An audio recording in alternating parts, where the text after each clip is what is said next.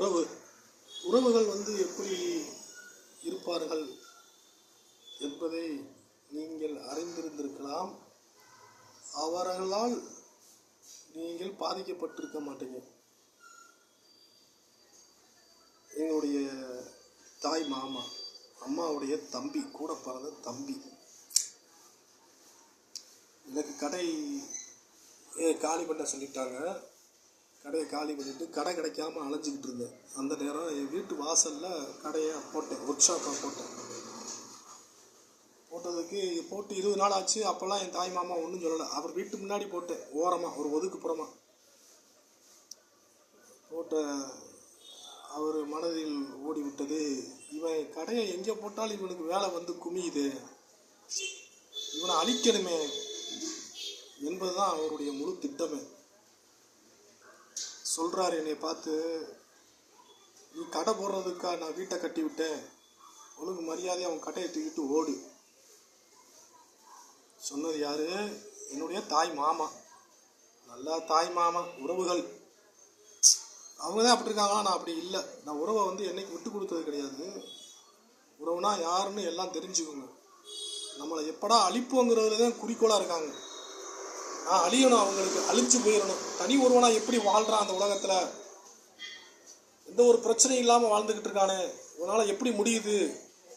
அதுதான் டாட். இங்கே அவனை அழிச்சிடணும், அவன் இந்த பூமி மேலே இருக்கக்கூடாது, பூமிக்குள்ளே போயிடணும் அப்படி நினைக்கக்கூடியவர்கள் தான் உறவு. சரி, இவங்க தான் இப்படி இருக்காங்க. பலர்வனாக கொஞ்சம் நல்லா இருப்பாங்களேன்னு பார்த்தோம்னா அவங்க அதுக்கு மேலே.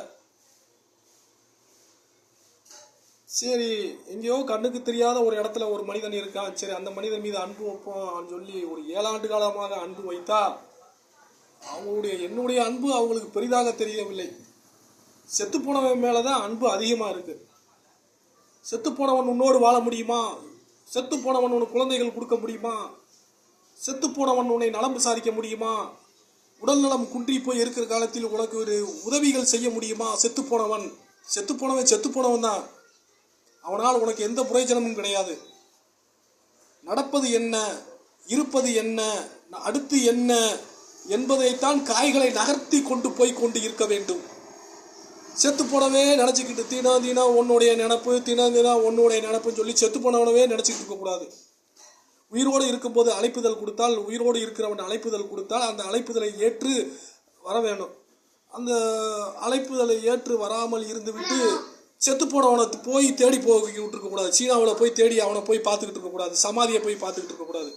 உயிரோடு ஒருத்தர் இருக்கான், அவன் உனக்கு அழைப்புதல் கொடுக்குறான். அவனுடைய அழைப்பை ஏற்க மறுத்து விட்டு செத்து போனவனை போய் நீ பார்த்தேன்னா அப்புறம் உன்னுடைய அன்பு எவ்வளோ பெரிய அன்பு என்பது, என் மீது அன்பு எவ்வளவு இருக்குங்கிறத நான் தெளிவாக தெரிஞ்சுக்கிட்டேன். உனக்கும் என்னுடைய உறவுக்கும் சம்பந்தமே இல்லாமல் போயிடுச்சு.